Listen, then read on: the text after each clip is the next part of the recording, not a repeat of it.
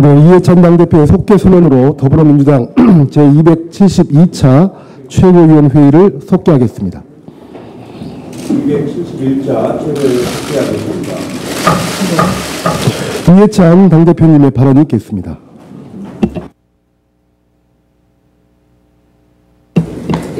(8월) 전대 당대표와 최고위원 후보자 등록이 어제 마무리되었습니다.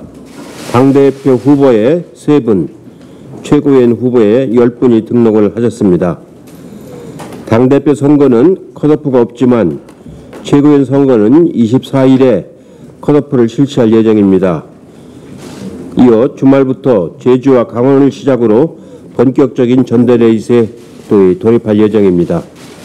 코로나 국난 상황인지라 이번 정기전대는 온라인을 통해 접촉 없이 치러지는 언택트 전당대회로 치를 예정입니다. 전례 없는 방식의 전당대회인 만큼 당원과 국민의 관심과 참여를 고취할 다양하고 새로운 운동 방식을 당과 후보들은 시행해 주시기 바랍니다. 이번 전대에서 선출되는 지도부는 문재인 정부의 성공과 코로나 국난 극복, 한국판 뉴딜의 성공과 정권 재창출을 일궈낼 큰 책임을 지고 있습니다. 의미가 큰 전대인 만큼 후보자로 나선 분들께서는 모두 동지여 원팀이라는 점을 잊지 마시고 선의 경쟁을 펼쳐주시기 바랍니다. 저는 당대표로서 국민께 비전과 희망을 드리는 전대가 되도록 공정하고 엄정하게 관리하는 소임을 다하도록 하겠습니다.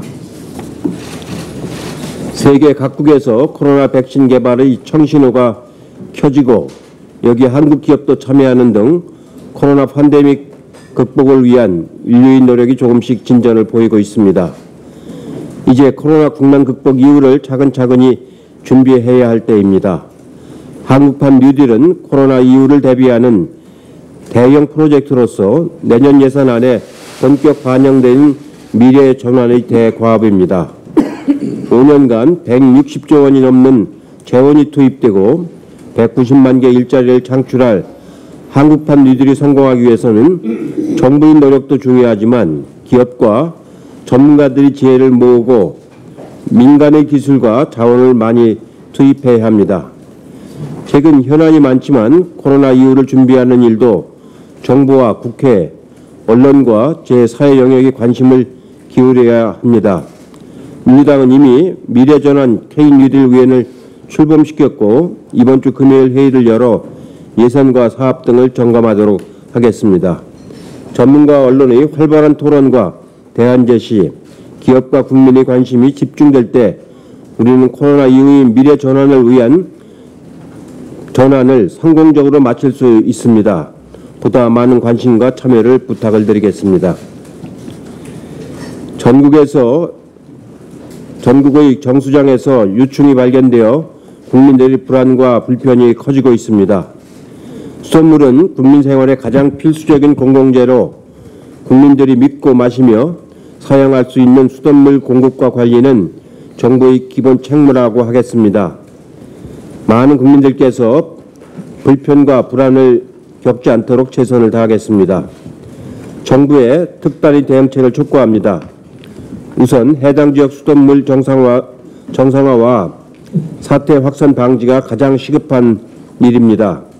정부 지자체가 합동조사단을 꾸려서 원인 규명과 전수조사를 실시 중인데 보다 신속히 대응을 하도록 하겠습니다. 작년 붉은 수돗물 사건이 있었지만 이런 일이 반복되면 상수도 행정에 국민 신뢰를 얻을 수가 없습니다.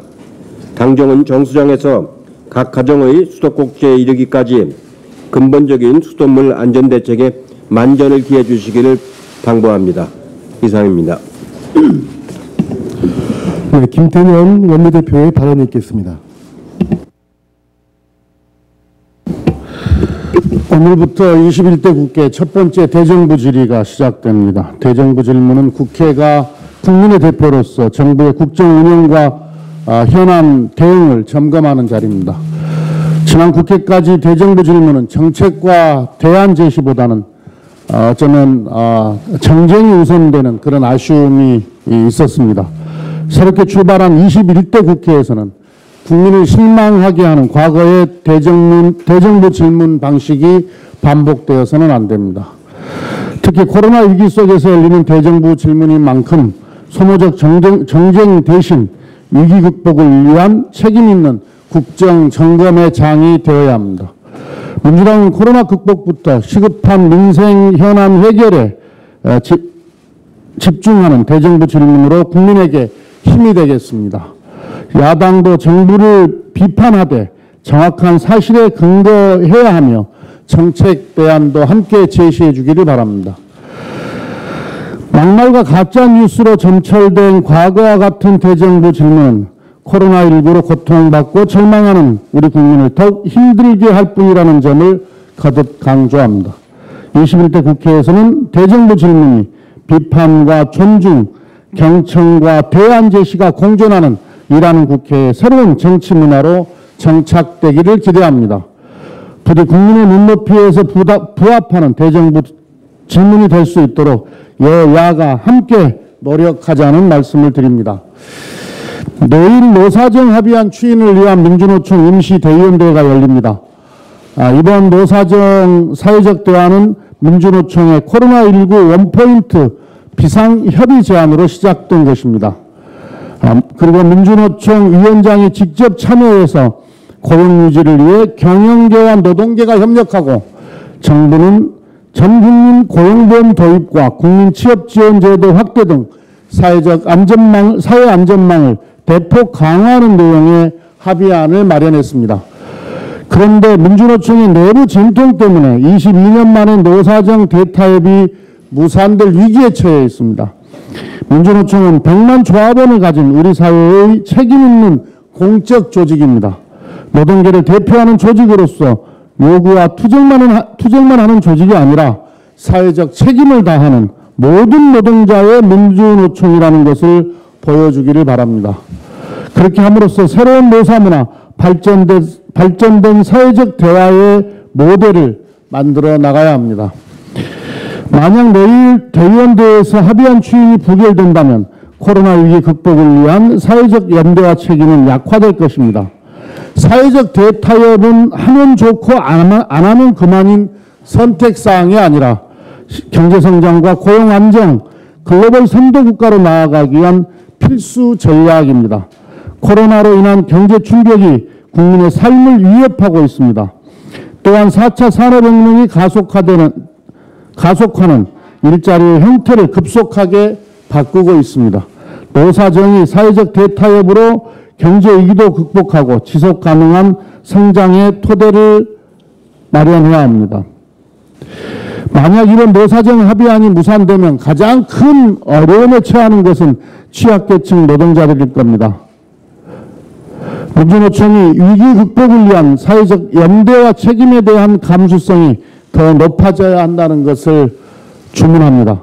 민주노총은 코로나 위기를 극복하고 공동체 번영을 위한 사회적 연대 실현을 위해서 함께해 주시기를 당부드립니다.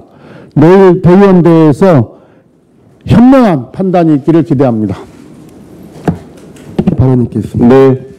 행정수도 이전은 오래된 꿈이자 국가백년대계입니다. 이 중차대한 과제 앞에 여야가 뜻을 하나로 모으는 것이 무엇보다 중요하다고 생각합니다. 균형 발전의 대전환이 대한민국의 미래를 더욱 밝게 할 것입니다. 포스트 코로나 시대의 엄청난 문명사적 변화에도 맞는 방향입니다. 환경과 생명의 존중, 경제사회적 격차의 완화, 지역 균형 발전의 가치를 실현하는 길입니다. 김태년 원내대표가 제안한 국회 행정수도 완성 특위는 시의적절합니다. 미래통합 등의 균형 발전의 흐름에 경계심을 보이는 것은 매우 유감스럽습니다. 그린벨트를 지키는 것이 지금과 미래 세대를 위한 일인 것처럼 균형 발전도 모든 국민을 위한 국가적 과제라는 인식이 필요합니다. 전체 면적의 12% 정도인 수도권의 인구의 절반이 몰려있고 기업의 72%, 자본의 70%, 그리고 교육, 문화, 의료, 일자리 등이 초집중되어 있는 상황입니다. 아무리 꽃이 화려해도 뿌리가 약하면 시들 수밖에 없습니다. 수도권 과밀화로 인해서 국민 개개인과 국가가 지불하는 부담이 너무 큽니다. 지방이 튼튼해지고 지방으로 사람과 자본이 분산되면 나라와 개인 모두의 부담이 완화될 것입니다. 아파트값도 마찬가지입니다. 공공기관이 지방으로 대거 이전했던 2011년부터 2015년 사이에 수도권 인구 집중이 둔화됐다는 연구 결과에서 큰 의미를 찾을 수 있습니다. 균형 발전이 우리 사회의 오래된 모순인 주거, 교통, 환경의 문제를 해소할 수 있는 최선의 방안입니다. 노무현 대통령의 구상대로 행정 수도가 완성되고 혁신도시가 제대로 추진됐더라면 지금 우리 국민의 삶의 질은 달라졌을 것입니다. 2004년 헌법재판소의 위헌 판결이 지고지순한 절대 불변의 선은 아닐 것입니다. 현재 판결은 그 시대의 변화와 국민의 뜻을 반영합니다. 포스트 코로나 시대의 시대 정신을 반영한다면 현재 판결은 얼마든지 그때와 달라질 수 있습니다. 여야가 마음만 먹는다면 문재인 정부 임기 안에 행정수도 이전 문제를 충분히 마무리할 수 있을 것으로 봅니다. 우선 국회 특위에서 진지한 논의를 시작하는 것이 의미 있는 출발이 될 것입니다. 미래통합당이 당 정강정책의 초안을 공개했습니다. 대한민국 상해 임시정부의 정통성을 계승하고 4.19 혁명과 부마항쟁, 5.18 민주화운동, 60항쟁 등 대한민국의 역사와 전통과 민주화의 정신을 담은 것은 매우 다행스럽습니다. 공당으로서 오래전에 당연히 했어야 할 일입니다. 너무나 늦었지만 지금이라도 헌법 가치를 따르겠다는 의지를 환영합니다. 하루빨리 정강정책을 최종적으로 확정지을 것을 권합니다. 중요한 것은 실천입니다. 미래통합당이 적어도 3가지를 지킬 때 그 진정성을 인정받을 수 있을 것입니다. 첫째, 더 이상 건국절 논란으로 국민 분열을 부추기지 말아야 합니다. 지금이라도 독립운동가에 대한 정당한 평가를 시작해야 할 것입니다. 독립운동가의 업적은 부정하고 친일 인사의 행적은 찬양하는 행태를 과감히 버려야 합니다. 둘째는 5.18 특별법 통과에 협력하는 것입니다. 그리고 5.18 민주화운동에 관한 허위 조작 정보를 뿌리 뽑는데 함께 나서야 합니다. 허위 조작 정보를 생산하는 반민주적, 반국민적 세력과의 관계도 깨끗하게 청산하는 것이 필요합니다. 셋째, 색깔론의 망령에서 완전히 벗어나기 바랍니다.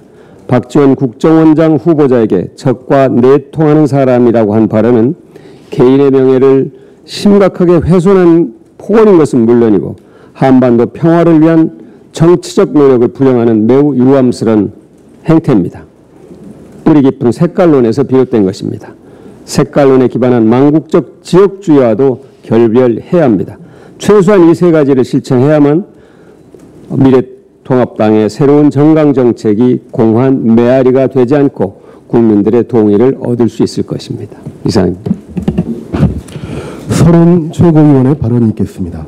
어제 주호영 미래통합당 원내대표 연설은 산무연설이었습니다. 정쟁과 보이콧으로 21대 국회 개원을 지연시킨 것에 대한 반성도 없었고 제1야당의 정책 대안도 없었습니다. 문재인 정부를 독재정부로 규정하는 극우 유튜브식의 인식으로는 국민 다수의 공감도 얻지 못할 것입니다. 한마디로 반성도 없었고 정책 대안도 없었고 국민 공감도 없었습니다. 21대 개원 후 첫 야당 교섭단체 대표연설에서 국민들께서는 제1야당 원내대표의 건전한 비판과 책임 있는 대안 제시를 기대하셨을 것입니다. 그러나 주호영 원내대표는 사실관계마저 틀린 주장을 하며 정부 비난에만 골몰했습니다. 주호영 원내대표는 유독 우리나라만 탈원전을 지향한다고 했지만 전 세계 재생에너지 발전량이 지난해 원자력을 추월할 정도로 주요 선진국은 재생에너지 정책을 앞세우고 있습니다. 우리나라의 재생에너지 발전 비중은 OECD 평균의 절반 수준으로 OECD 수준에 맞추려면 재생에너지 비중을 한참 더 높여야 하는 현실입니다. 주호영 대표는 대통령이 찾아가서 성언을 베푼 기업만 전원 정규직이 됐다라는 주장도 사실이 아닙니다. 공공부문 비정규직 정규직 전환 정책으로 지난해 12월 말 기준으로 공공부문 853개소에서 19만 3천 명이 정규직 전환 결정되었습니다. 문재인 정부 경제정책을 실패로 규정한 것도 마찬가지입니다. OECD는 한국 경제가 코로나19 상황에서 가장 선방할 것으로 예측하고 있습니다. 모두 어려운 코로나 국난 상황에서는 야당도 국정 운영의 동반자라는 시각을 가져야 합니다. 정쟁에 매몰돼서 자극적인 가짜뉴스로 정책을 비난하는 것이 아니라 공공부문의 성과를 민간 부분으로까지 확대하려는 고민을 함께 해야 할 것입니다. 정쟁은 그만하고 민생을 챙기라는 국민의 목소리에 미래통합당이 지금이라도 귀를 기울이기 바랍니다. 이상입니다. 남인순 최고위원의 발언이 있겠습니다. 윤리감찰단 구성 등 특단의 대책으로 황골 탈퇴하겠습니다. 지난 최고위원회에서 당대표 직속 당윤리감찰단을 구성 운영하기로 했습니다. 주요 당직자와 선출직 공직자 대상으로 필요시 감찰 활동을 수행하는 등 성비위 의혹 등 비윤리적, 비도덕적 문제를 근절하기 위한 방안입니다. 또한 당윤리감찰단 구성을 위한 당원 당규 개정을 비롯해서 국회의원, 지방자치단체장, 지방의원 등 선출직 공직자들에 대한 성평등 교육 연 1회 교육 의무화, 성평등 교육 미이수시 제재 조치, 성폭력 가해자 무관용 원칙, 성범죄 징계 시효 폐지를 추진하고자 합니다. 당 플랫폼은 온라인 신고센터, 부정부패나 젠더폭력 신고센터를 설치 운영해서 젠더폭력 신고 상담센터 상설화를 현실화합니다. 한편 공공기관장을 포함 고위공직자의 성희롱, 성폭력 등 현황 점검 및 대책 마련을 촉구합니다. 뿐만 아니라 정부와 지방자치단체의 성평등 교육 실시 현황을 조사하고 2018년 이후 성희롱, 성차별 근절 대책 이행 상황을 점검하도록 정부와 협의하도록 하겠습니다. 또한 정부 지방자치단체 포함 모든 공공기관에 여성폭력 방지법에 따라서 여성폭력 방지대책위원회를 민간 합동으로 구성하고 인권 담당관을 배치할 것을 제안하고자 합니다. 앞으로 당은 당헌 8조에 명시된 성평등 실현을 위해서 성인지 감수성을 강화하고 성평등한 조직 문화로 혁신하고 당직 및 공직자들에게 여성 30% 할당제 실현하기 위해서 최선을 다해 나가도록 하겠습니다. 이상입니다. 네, 이영석 최고위원의 발언이 있겠습니다.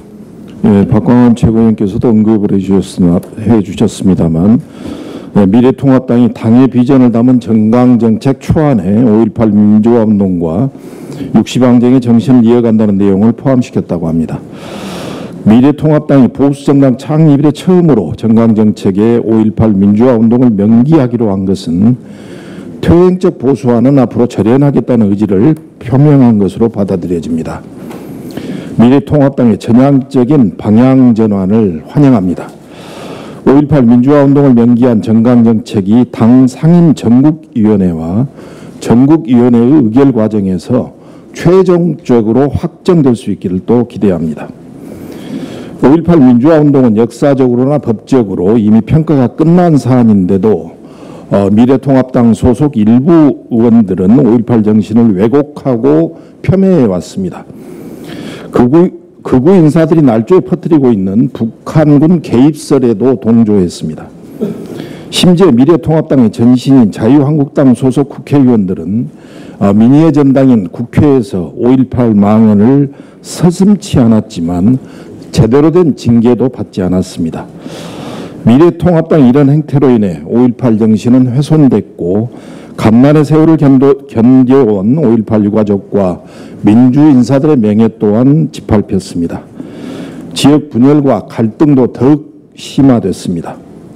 늦었지만 미래통합당이 정강정책에 5.18 민주화운동을 포함시킨다고 한 만큼 그 정신을 구현하는 데 한치의 소홀함이 없어야 할 것입니다. 특히 더불어민주당이 당론으로 추진할 계획인 5.18 역사왜곡 처벌법 등 5.18 관련 법안 처리에도 힘을 보태야 할 것입니다.